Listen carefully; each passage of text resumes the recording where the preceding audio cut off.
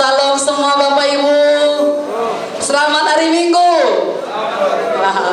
Firman Tuhan hari ini kepada kita bahwa berbuah itu menyenangkan. Mari katakan, berbuah itu menyenangkan. Haleluya. Jadi kalau sudah tahu judulnya berbuah, jangan langsung berpikir beban, tapi menyenangkan. Apa saudaraku? Menyenangkan. Alkitab menjelaskan bahwa hidup manusia adalah sebuah perjalanan, dan perjalanan itu telah dirancang oleh Tuhan bahkan sebelum dunia diciptakan. Dan dalam perjalanan hidup kita, memang Tuhan memberikan bagi setiap orang untuk menjalani hidupnya dengan sebuah pilihan. Namun pada akhirnya setiap orang harus memberikan pertanggungjawaban kepada Tuhan, pemilik hidup tersebut, sumber hidup kita tersebut. Itulah sebabnya ada perintah bagi setiap orang. Itulah sebabnya setiap orang diperintahkan Tuhan agar dalam kehidupannya di bumi ini tidak asal hidup, tapi hidup menghasilkan buah. Katakan, saya tidak asal hidup, saya berguna hidup. Haleluya. Jadi kita hidup di dunia ini tidak asal hidup. Ada filosofi orang Batak berkata begini. Saudara kami Karo dan Nias mungkin gak mengerti, tapi ada filosofi begini. Asal mama ngulu. Pernah dengar? Nah, itu filosofi saudaraku sebenarnya sesuai firman gak betul. Jangan asal mengulu. Katakan kirikan saudara, jangan asal hidup. Amin saudaraku.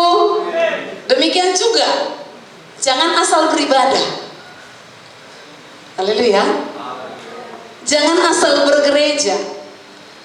Jangan asal menikah. Yang penting menikah, enggak. Jangan asal kerja. Yang penting ada kegiatan. Berhasil atau tidak, mana gue pikiran, jangan. Gak ada asal. Amin saudaraku. Begitu juga hidup, jangan asal hidup. Menghasilkan buah itu perintah Tuhan. Dan dalam hal ini Tuhan menghendaki kita berhasil. Tuhan Yesus mengajar pengikutnya bagaimana berbuah atau bagaimana berhasil. Mari kita buka Alkitab kita dari Yohanes 15 ayat 1 sampai 11. Saya akan baca ayat 1, Bapak Ibu lanjut ayat 2, dan kita bergantian sampai ayat 11.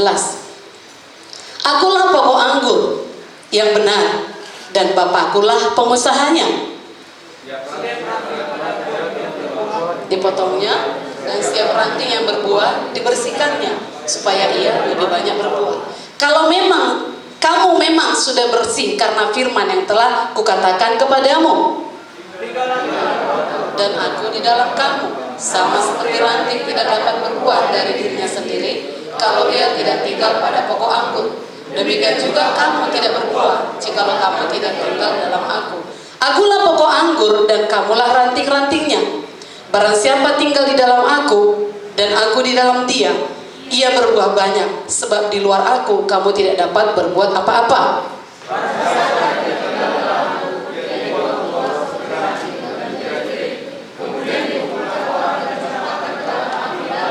Jikalau kamu tinggal di dalam aku dan firmanku tinggal di dalam kamu, mintalah apa saja yang kamu kehendaki dan kamu akan menerimanya. Dalam hal inilah Bapakku dipermuliakan, yaitu jika kamu berbuah banyak, dan dengan demikian kamu adalah murid-muridku. Seperti Bapa telah mengasihi aku, demikianlah juga aku telah mengasihi kamu. Tinggallah di dalam kasihku itu. Jikalau kamu menuruti perintahku, kamu akan tinggal dalam kasihku, seperti aku menuruti perintah Bapakku dan tinggal di dalam kasihnya. Sama-sama, semuanya itu kukatakan kepadamu, supaya sukacitaku ada di dalam kamu dan sukacitamu menjadi penuh. Haleluya. Di ayat 11 itulah intinya, bahwasanya semua yang diperintahkan Tuhan tadi membuat kita bersukacita. Itu sebabnya dikatakan berbuah itu menyenangkan. Hubungan antara pokok anggur dan dipakai oleh Tuhan Yesus untuk menceritakan hubungan antara dirinya dengan murid-muridnya. Kenapa? Karena pemeliharaan anggur adalah suatu aspek kehidupan di Israel yang dimengerti oleh segala lapisan masyarakat Israel.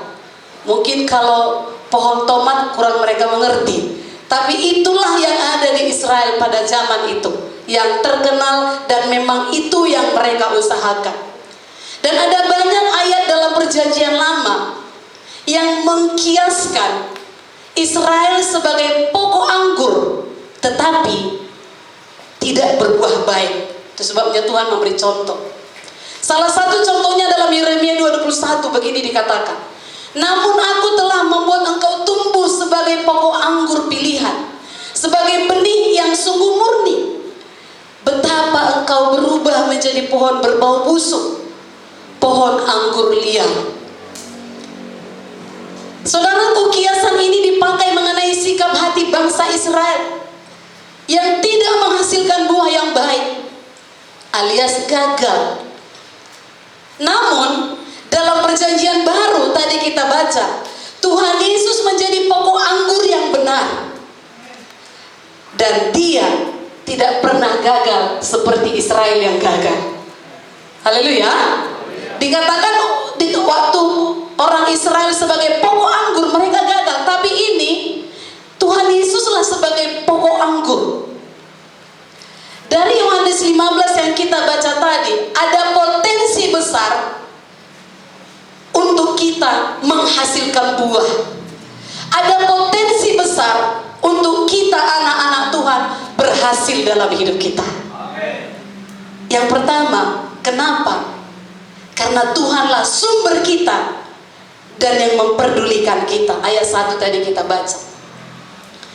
Dalam perumpamaan atau kiasan ini, Yesus menggambarkan dirinya sebagai pokok anggur yang benar dan murid-muridnya sebagai ranting. Dengan tetap berpaut padanya sebagai pokok, sebagai sumber kehidupan, kita dapat menghasilkan buah.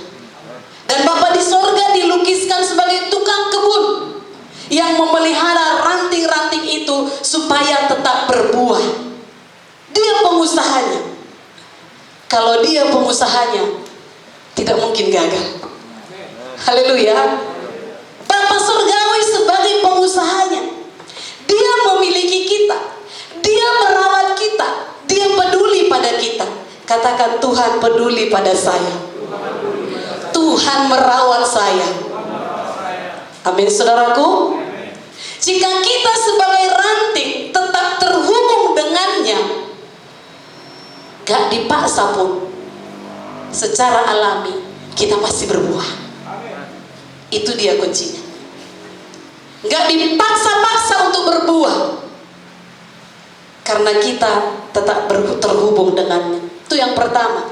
Kenapa kita punya potensi berbuah dan berhasil? Karena Dia sumber kita, Dia pengusahanya. Yang kedua, kita dibersihkan. Diceritakan bahwa proses pemeliharaan tanaman anggur di Israel, ranting-ranting yang tidak dapat berbuah itu dipotong. Saudaraku, kenapa ada pemangkasan dilakukan? Supaya getah tanaman lebih kuat mengalir pada daun-daun dan ranting yang berbuah, tapi yang tidak berguna dipotong supaya tidak sia-sia zat itu mengalir. Yesus berbicara dua macam ranting, yang berbuah dan yang tidak berbuah. Ranting yang tidak berbuah adalah orang-orang yang tidak lagi memiliki hidup yang datang dari iman dan kasih kepada Kristus. Dan jelas dalam Matius dikatakan ranting ini dipotong oleh Bapa, dipisahkan dari hubungan yang vital dengan Kristus. Dan ranting yang berbuah adalah orang-orang yang memiliki hidup di dalamnya karena iman dan kasih kepada Kristus. Ranting-ranting inilah yang dibersihkan Bapa supaya makin lebat buahnya. Ini berarti Bapa menyingkirkan, memangkas segala sesuatu dari kehidupan kita yang mempersulit mengalirnya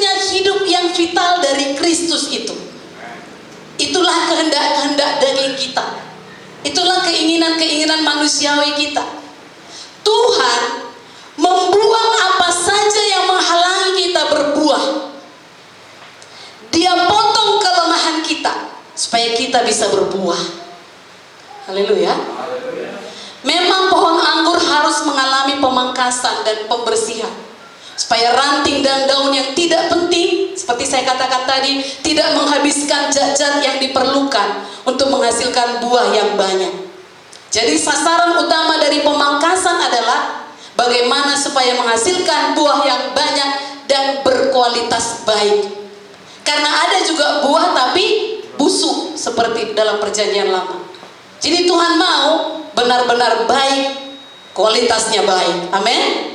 Kita perlu mengerti dari perkataan Yesus tentang hal pemangkasan tanaman anggur di sini, bahwa pemangkasan dimaksud bukanlah suatu hukuman, tapi untuk memberdayakan kita supaya dapat buah yang lebih berkualitas. Pemangkasan bukan dengan tujuan merusak.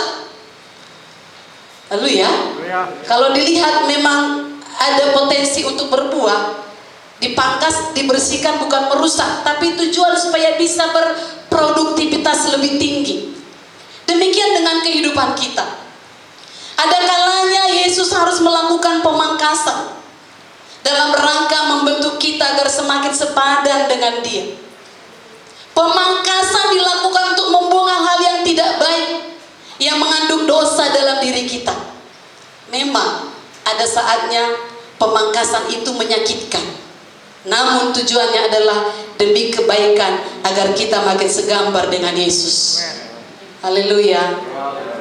Demikian juga dalam kehidupan Kristen, bahwa persoalan pemangkasan itu disiplin dipakai Tuhan untuk membentuk karakter kita.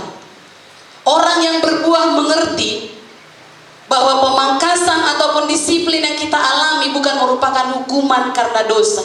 Jadi kalau Bapak Ibu Saudara sedang menghadapi masalah, jangan langsung berpikir hukuman Tuhannya ini. Haleluya. Jangan langsung berpikir demikian. Saudaraku, Tuhan sedang membersihkan. Mungkin kalau kau tidak alami persoalan itu, bisa saja sombong, bisa saja tidak lagi memandang kepada Tuhan. Itu sebabnya ada hal-hal yang perlu dibersihkan dari kita. Pohon anggur adalah jenis pohon yang memerlukan perawatan rutin, dibersihkan agar berbuah. Hidup kita juga harus dibersihkan dari segala perbuatan dosa. Amin. Amin. Tiap kali kita beribadah, tiap kali kita berdoa, tiap kali kita membaca firman Tuhan, tiap kali kita melayani, kita dibentuk, kita diproses. Supaya apa? Supaya kita memiliki karakter seorang murid. Itu sebabnya beri diri dibentuk. Haleluya. Beri diri dibersihkan, beri diri diproses. Maka jangan asal ibadah, jangan asal berdoa, jangan asal baca firman. Tapi dari ibadah itu apa kita yang sedang dibentuk? Dari nyanyian-nyanyian yang kita nyanyikan dari awal ibadah, dalam hal apa kita dibentuk? Haleluya. Saudara kekasih, Yesus adalah sang pokok yang menjadi tempat ranting melekat. Ranting yang melekat baik akan diasupi dengan makanan dan air sehingga dapat bertumbuh, bertambah kokoh dan berbuah dengan lebat. Maka ketika kita melekat erat dengan Yesus, segala kebutuhan kita akan selalu dipenuhi. Haleluya. Karena Dia pengusaha kebun itu. Jangan khawatir, sepanjang melekat dengan Tuhan, hidupmu terpelihara. Amen. Melekat erat berarti hidup di dalam Yesus Kristus dan Dia di dalam kita. Banyak orang mengaku pengikut Kristus, tapi tidak melekat erat dengan pokok anggur yang benar. Mereka mengaku sebagai pengikut Yesus, tapi gak suka berdoa, gak suka bersekutu dengan Tuhan, tidak tinggal dalam firman, tidak mau mendengar suaranya, tidak mau dibentuk. Sedikit masalah langsung mundur. Namun kita harus mengerti bahwa status sebagai orang yang telah lahir baru tidak menjamin bahwa seseorang itu tinggal dalam Yesus dan berbuah banyak. Ini seperti jemaat Laodikia, udah jemaat ini ya, yang harus diajak membuka pintu supaya Tuhan Yesus dapat masuk bersekutu dengan mereka. Tinggallah dalam Yesus. Haleluya. Bagaimanapun dia membersihkan kita, itu untuk kebaikan kita. Kalaupun sedang mengalami persoalan, itu membersihkanmu. Dan yang Tuhan tahu, kau bisa berbuah. Yang ketiga, partnership, kerjasama. Tugas kita tetap pada pohon, maka secara alami pasti berbuah. Haleluya. Setelah seseorang percaya kepada Yesus dan menerima pengampunan dosa, dia menerima hidup kekal dan kuasa untuk tetap tinggal dalam Yesus. Setelah kuasa itu diberikan, kita harus menerima tanggung jawab supaya tetap tinggal dalam Yesus. Kata Yunaninya meno, berarti tetap tinggal. Tinggal di dalam Kristus berarti menetap, bukan singgah. Apa saudaraku? Menetap, bukan singgah. Kalau lagi enak hidup, tinggal dalam Yesus. Tapi kalau lagi susah, nggak lagi bersekutu dengan Tuhan. Bukan begitu maksudnya. Meno itu nggak singgah, tapi menetap. Haleluya. Tinggal dalam Yesus berarti setia dan bergantung sepenuhnya kepadanya. Karena tanpa Tuhan kita tidak dapat berbuat apa-apa. Setiap proses dapat membawa kita menghasilkan buah yang baik dan berkualitas apabila kita tinggal dalam Yesus. Jadi tidak asal berbuah, amin. Kualitasnya ada. Sebagaimana ranting hanya dapat hidup selama hidup dari pokok anggur mengalir ke dalamnya, demikian pula orang percaya hanya mempunyai hidup Kristus selama hidup Kristus mengalir ke dalamnya dengan tetap tinggal di dalam Dia. Dan syarat-syarat untuk tinggal dalam Kristus seperti yang kita baca tadi, memelihara firman Tuhan senantiasa dalam hati dan pikiran kita dan menjadikan firman itu menjadi penuntun hidup kita. Firman-Mu itu pelita bagi kakiku dan itu dia syarat tinggal dalam Tuhan. Jadikan firman itu penuntun hidup kita. Memelihara kebiasaan bersekutu dengan Tuhan dan mengambil kekuatan dari persekutuan itu. Orang yang suka bersekutu dengan Tuhan tetap kuat walau menghadapi gelombang. Haleluya. Memelihara kebersihan hidup kita melalui firman berarti kita menolak segala dosa dan tunduk pada pimpinan Roh Kudus. Itulah tinggal dalam Tuhan. Dan menaati perintah-perintahnya, tetap tinggal dalam kasih-Nya. Amin. Ayat 5 tadi dikatakan bahwa kita tidak dapat berbuat apa-apa di luar Dia. Kita tidak mampu melakukan apapun tanpa Dia. Jadilah ranting yang melekat erat dengan pokok anggur yang benar. Amin. Tinggallah di dalam Dia dan Dia akan tinggal di dalam kita sehingga kita dapat bertumbuh dan berbuah dengan lebat. Dalam kiasan pokok anggur dan ranting, ranting dapat berbuah karena berhubungan dengan pokok anggur. Rasul Paulus menyampaikan kebenaran yang sama dengan kiasan tubuh. Ya, tubuh bertumbuh berkat hubungan dengan kepala. Ya, di Efesus dituliskan itu.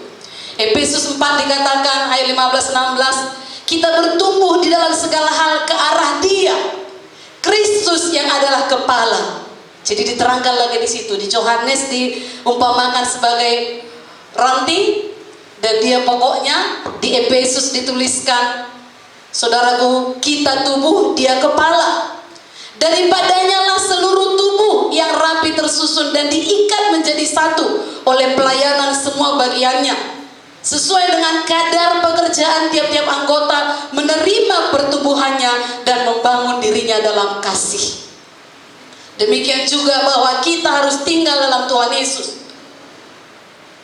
Yakobus 4 ayat 8 berkata, mendekatlah kepada Allah dan Dia akan mendekat kepadamu. Walau masa pandemi, jaga jarak sama Tuhan, jangan jaga jarak. Haleluya. Walau ada gereja yang membatasi, sama Tuhan jangan batasi persekutuanmu. Walau ada peraturan dunia untuk jaga jarak, yang satu ini jangan lakukan, jangan jaga jarak dengan Tuhan. Amin, saudaraku. Kolose 2, 6 dan 7 berkata, kamu telah menerima Kristus Yesus Tuhan kita. Yang sudah menerima Yesus katakan amin. Karena itu hendaklah hidupmu tetap di dalam Dia. Hendaklah kamu berakar di dalam Dia dan dibangun di atas Dia. Hendaklah kamu bertambah teguh dalam iman yang telah diajarkan kepadamu. Katakan kiraan saudara, woi tambah teguh. Haleluya. Ibadah kedua ini saudaraku tantangannya ngantuk. Tapi saya percaya di sini gak ada yang ngantuk. Itu sebabnya harus respon. Amin saudaraku. Firman Tuhan ini menegaskan bahwa tanpa hubungan persekutuan yang hidup dan aktif dengan Tuhan, kita tidak dapat berhasil sebagai murid Tuhan Yesus. Padahal ada potensi dalam kita semua untuk berhasil. Karena Dia sumber kita, amin.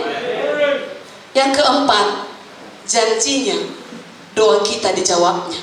Yang mau doanya dijawab Tuhan, katakan saya. Bila kita izinkan firman-Nya tinggal dalam kita, Dia berjanji menjawab doa kita. Berarti rahasia doa dijawab Tuhan tinggal dalam Kristus. Makin dekat kita hidup dengan Kristus melalui mempelajari firman dan merenungkannya, makin selaras doa-doa kita dengan sifat Kristus, sehingga doa kita akan lebih efektif. Kita nggak doa lagi untuk keegoisan. Kita nggak doa lagi saudaraku dengan tidak percaya. Tapi makin efektif kita berdoa. Seperti saya katakan tadi, tidak asal berdoa. Haleluya. Tuhan Yesus berjanji bahwa doa kita dikabulkan. Perhatikan, Tuhan Yesus tidak berjanji untuk mengabulkan sembarangan doa yang diucapkan oleh sembarangan orang. Gak dijanjikan begitu. Yang penting berdoa, enggak. Dia berjanji untuk mengabulkan doa orang yang tinggal di dalam Dia. Haleluya. Yang tinggal dalam firman-Nya, yakni orang-orang yang memelihara hubungan yang begitu baik dan sehat dengannya. Lalu saudara bertanya, jadi sampai sekarang aku berdoa belum dijawab? Ya enggak, tinggal aku ini dalam Tuhan. Lagi-lagi jangan menghukum diri sendiri, amin. Mungkin sedang diproses. Haleluya. Waktu Tuhan adalah yang terbaik. Nah, selanjutnya tujuannya tercapai. Tuhan mau tujuannya tercapai karena Dia Tuhan tidak gagal. Jadi kalau Dia berkata kita punya potensi untuk berbuah sepanjang kita melekat padanya, Dia mau tujuannya itu berhasil. Jika kita tinggal di dalam Tuhan Yesus dan firman-Nya, dan di dalam firman-Nya, kemudian doa kita dikabulkan, kita berbuah banyak, Bapa dipermuliakan.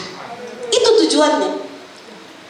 Karena firman Tuhan berkata kita diciptakan untuk kemuliaan-Nya, kita diciptakan untuk kesenangan-Nya. Inilah yang sungguh diharapkan oleh Tuhan Yesus, dan inilah yang harus kita percayai. Amin saudaraku.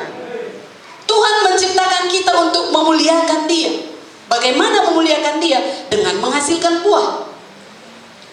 Dalam Mazmur 1 dituliskan bahwa orang yang merenungkan firman Tuhan dikiaskan sebagai pohon yang ditanam di tepi aliran air yang menghasilkan buahnya pada apa saja yang diperbuatnya. Buah di sini adalah kualitas hidup anak-anak Tuhan yang memuliakan Bapa di sorga melalui hidup dan kesaksiannya. Jadi dalam hal ini, buah mengkiaskan segala macam hasil pelayanan dan kehidupan rohani yang dihasilkan dalam kehidupan seorang murid Tuhan. Apakah itu? Pertama, ada buah pertobatan. Sudah bertobat? Sudah bertobat? Tiap hari bertobat? Harus. Matius 3:8 berkata, jadi hasilkanlah buah yang sesuai dengan pertobatan. Pertobatan mempunyai dua aspek, aspek di dalam dan aspek di luar. Pertobatan adalah betul-betul membenci dosa dan kembali kepada Tuhan, berkenan di hadapan Tuhan. Itulah bertobat. Bertobat terjadi dalam hati, tapi buah pertobatan dilihat dari kelakuan. Haleluya. Gak cukup hati, Tuhan kau tahu hatiku, aku mau bertobat, tapi kelakuannya tetap gak berubah, itu belum bertobat. Di dalam dan keluar, amin. Di dalam hati ada sikap hati, Tuhan tolong aku, ampuni aku, gagal aku hari ini Tuhan. Tapi keluar harus ada buahnya, kelakuan yang berubah. Yang tadinya suka bohong jadi jujur. Yang tadinya suka menipu jadi memberkati. Haleluya. Nah, saudaraku, jika seorang beriman tidak menunjukkan kelakuan yang benar, itulah yang dikatakan imannya mati. Ketahuilah, Tuhan memberi kita kekuatan untuk bertobat. Jangan katakan gak mampu aku. Jangan katakan terlalu kudus. Jangan katakan terlalu kudus. Ini standar hidup kita, amin. Bukan orang, bukan si Anu, bukan si Ani, bukan si Ano. Ini standar hidup kita. Haleluya. Dan Tuhan memberikan kita kekuatan untuk bertobat. Kalau dikatakan hasilkanlah buah pertobatan, berarti Tuhan tahu kita mampu bertobat. Haleluya. Yang kedua, buah pengudusan. Tiap hari tambah kudus. Lagu kita minggu lalu, tiap hari tambah cinta Yesus. Amin, saudaraku. Roma 6:22, kamu beroleh buah yang membawa kamu kepada pengudusan. Tiap hari kita dikuduskan. Dari doa-doa kita, dari pembacaan Alkitab kita, dari persekutuan kita dengan Tuhan, dari ibadah tambah kudus. Jangan pulang ibadah tambah berdosa. Masih di pintu udah bertengkar. Apa namanya itu? Masih di pintu rumah udah ribut. Jangan. Tambah hari tambah kudus. Katakan, tambah hari tambah kudus. Haleluya. Apalagi buah pekerjaan baik, Kolose 1:10, sehingga hidup layak di hadapannya serta berkenan kepadanya dalam segala hal. Bayangkan, dalam segala hal berkenan. Ya. Dan kamu memberi buah dalam segala pekerjaan yang baik dan bertumbuh dalam pengetahuan yang benar tentang Allah. Katakan, saya bisa Tuhan. Haleluya. Kemudian buah kehidupan kekal. Yohanes 4:36, sekarang juga penuai telah menerima upahnya dan ia mengumpulkan buah untuk hidup yang kekal, sehingga penabur dan penuai sama-sama bersukacita. Inilah jiwa-jiwa yang kita jadikan murid. Buah yang tetap, yakni tetap tinggal dalam Kristus. Amin, saudaraku. Memang pertama buah pertobatan kita dulu. Bagaimana supaya orang melihat hidup kita benar-benar melekat pada Tuhan dan mereka tertarik pada Tuhan kita. Haleluya. Dan melalui penglihatannya itu, dia berkata, aku akan ikut Tuhan seperti dia ikut Tuhan. Dan kita punya kesempatan membawa dia pada Tuhan Yesus. Selanjutnya buah kebenaran. 2 Korintus 9:10, ia juga yang akan menyediakan benih bagi kamu dan melipat gandakannya dan menumbuhkan buah-buah kebenaranmu. Jadi kita bisa bertambah benar tiap hari. Dan yang terakhir yang sudah selalu kita ucapkan dalam perjamuan kudus, buah Roh Kudus. Amin. Itulah yang Tuhan mau bertumbuh dari kita. Itulah yang Tuhan mau kita hasilkan selama kita hidup. Jadi nggak asal hidup. Orang Kristen sejati mesti menghasilkan buah yang berkualitas. Katakan, buah yang berkualitas, bukan yang busuk. Haleluya. Tadi bangsa Israel gagal, Tuhan bilang busuk buah mereka. Dan sekarang Pokok kita adalah Tuhan Yesus, kita rantingnya, tidak busuk buah kita. Amin. Jadilah Kristen sejati dan hasilkanlah buah-buah yang memuliakan nama Tuhan dengan hidup menjadi kesaksian bagi orang-orang yang belum percaya. Poin terakhir, menurut apa saudaraku? Menurut atau menuruti, taat pada perintahnya, menyenangkan, gak beban, membawa sukacita. Tadi kita sudah baca 9-11. Jikalau kamu menuruti perintahku, kamu akan tinggal di dalam kasihku, seperti aku menuruti perintah Bapakku dan tinggal di dalam kasihnya.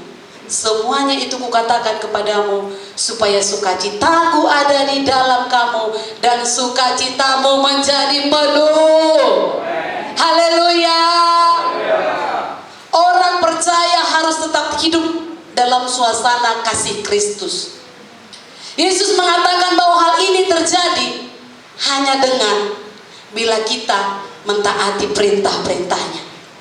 Memang kiasan tentang pengusaha, pokok anggur, dan ranting ini terbatas dan tidak dapat dipakai menceritakan pentingnya dan sempurnanya kasih Bapa dan kasih Tuhan kepada kita.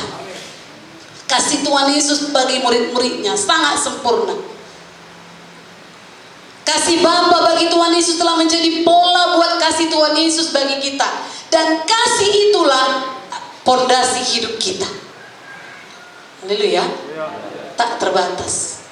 Itulah pondasi hidup kita Kristen.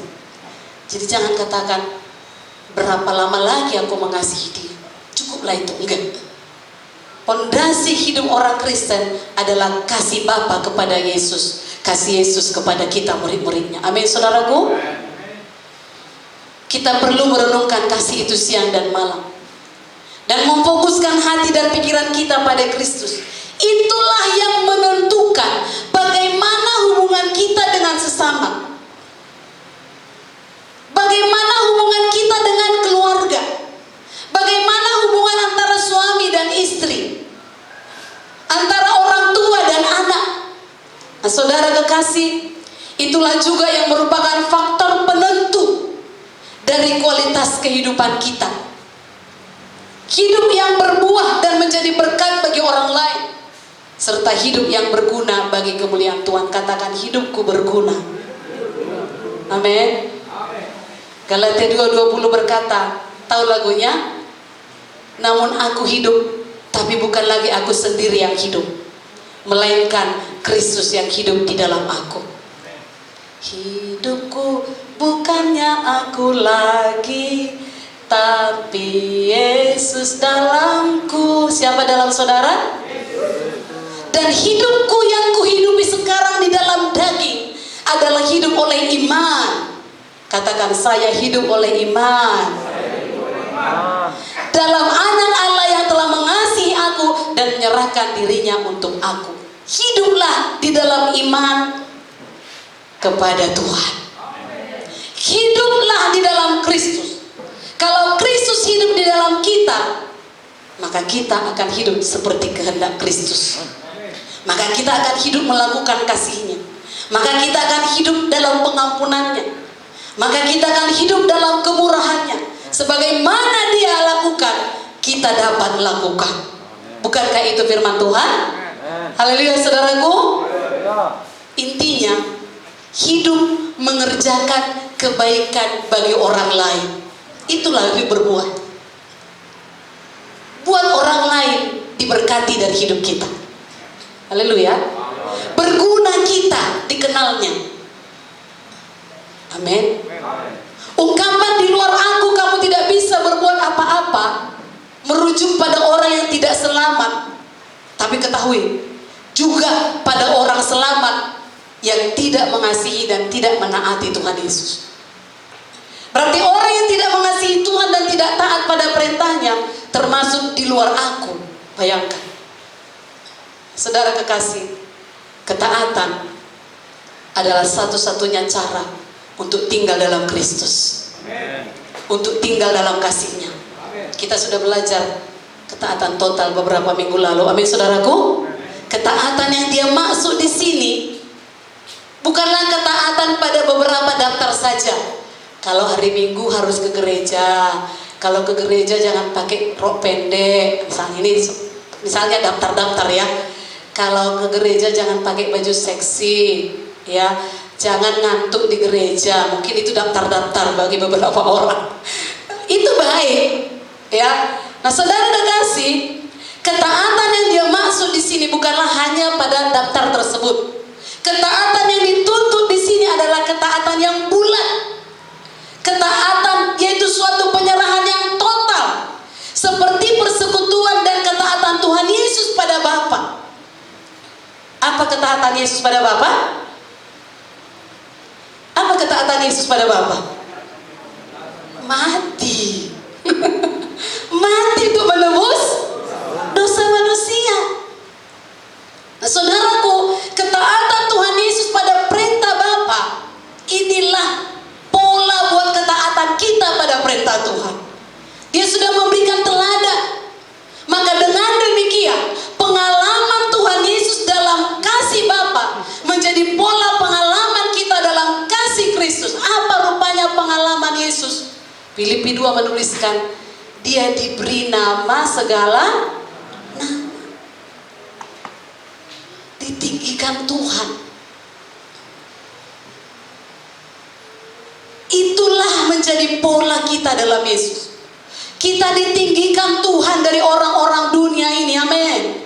Kita diangkat Tuhan dari orang-orang dunia ini, amin. Itu pola pengalaman kita dalam Kristus. Maka jangan asal Kristen, jangan asal ke gereja, harus ada buah, amin.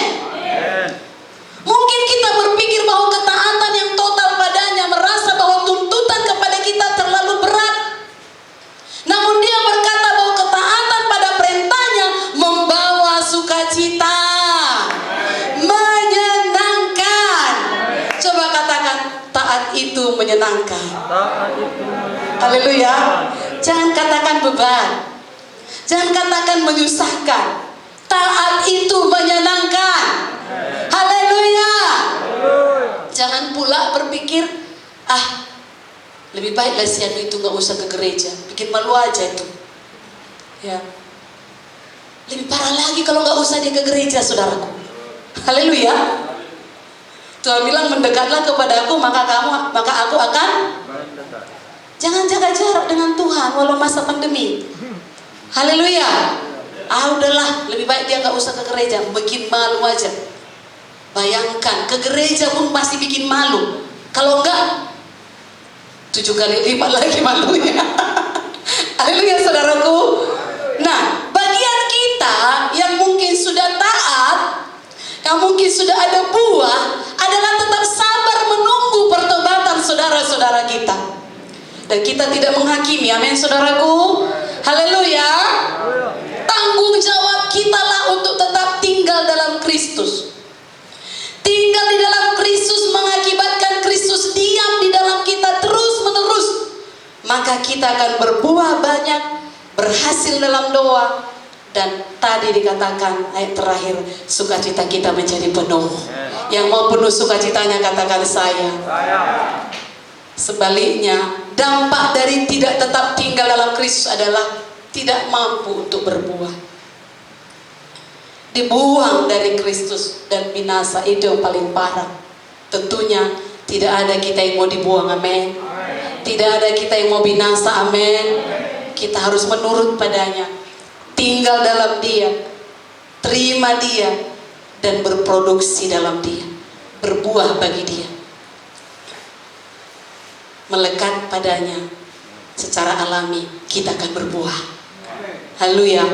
Nggak perlu saya dorong-dorong, hei Ibu Farida, nginjil kau, kalau nggak nginjil kau ke neraka. Enggak ada itu. Orang yang melekat pada Tuhan secara alami berbuah, nggak dipaksa dia bertobat. Ada ayam dipaksa bertelur? Bertobat nggak bisa dipaksa. Ada seorang istri bicara kepada saya, ini nggak di ibadah ini ya, di ibadah satu. Ya, Bagaimana perlakuan suaminya masih sangat duniawi, ya masih sangat kasar, masih sangat, pokoknya gak nyangka lah, begitulah kira-kira. Masih percaya dukun, ya masih bertanya pada dukun. Ya, nah saudara kekasih, saya berpikir, kemana firman Tuhan itu ya Tuhan? Minggu lalu kita dengar 2 telinga 1 mulut supaya lebih banyak mendengar daripada berbicara. Dikatakan ada seseorang mengaplikasikannya di sel grup gini. Dengar telinga kanan, masukkan ke pikiran dan ke hati, buang semua yang tidak baik. Haleluya. Itu diaplikasikannya. Nah, itu beda-beda orangnya ya. Tapi mungkin saya berpikir ini, dengar telinga kanan, keluar telinga kiri, maka nggak ada yang tinggal, maka hidup tetap demikian. Nah, jadi beban doa bagi saya, bukan beban lah ya, tapi saya berdoa kepada Tuhan, kiranya semua yang beribadah mengalami kuasa Tuhan. Tidak asal beribadah, tidak asal hidup. Itulah iman kami. Tidak asal beribadah, tidak asal Kristen, tapi benar-benar berproduksi bagi Bapa. Produksi kita bukan hanya jiwa tentunya, itu betul ada, tapi tadi ada buah-buah dituliskan di warta saudara. Ada buah pertobatan, bertobat tiap-tiap hari. Ada buah pengudusan, tiap hari tambah kudus. Ada buah pekerjaan baik, biar orang senang melihat saudara. Haleluya. Ada buah kehidupan kekal. Itulah jiwa-jiwa, karena hidup kita dia diberkati dan dia datang pada Tuhan. Dan mungkin dengan usaha kita, saudara kekasih, ada buah kebenaran. Tiap hari tambah benar, tambah lurus jalan kita. Ada buah Roh Kudus, sifat-sifat Kristus menjadi sifat kita. Amin saudaraku. Dalam hal inilah Bapakku dipermuliakan, yaitu jika kamu berbuah banyak. Amin. Dan dengan demikian kamu adalah murid-muridku, kata firman. Tidak asal buah, tidak busuk buahnya, tetap tinggal dalam Kristus. Amin. Jadilah ranting yang selalu melekat pada Tuhan, sehingga secara alami kita bisa menghasilkan buah yang lebat dan berkualitas. Mari kita bangkit berdiri. Haleluya. Yang Tuhan mau segala bangsa menyembah Dia. Tapi kalau anak-anaknya tidak berubah, bagaimana segala bangsa datang? Jangankan segala bangsa, tetangga pun membenci kita misalnya. Tetangga pun berkata, dia tiap hari ke gereja, tiap hari berdoa, tapi berantem juga, cakap kotor juga. Begitu juga hidupnya. Bayangkan, Tuhan mau segala bangsa, tapi dimulai dari keluarga kita, tetangga kita, kota kita, bangsa kita. Haleluya. Dia ajaib, dia luar biasa. Mari senangkan Tuhan dalam hidupmu. Besar dan ajaib.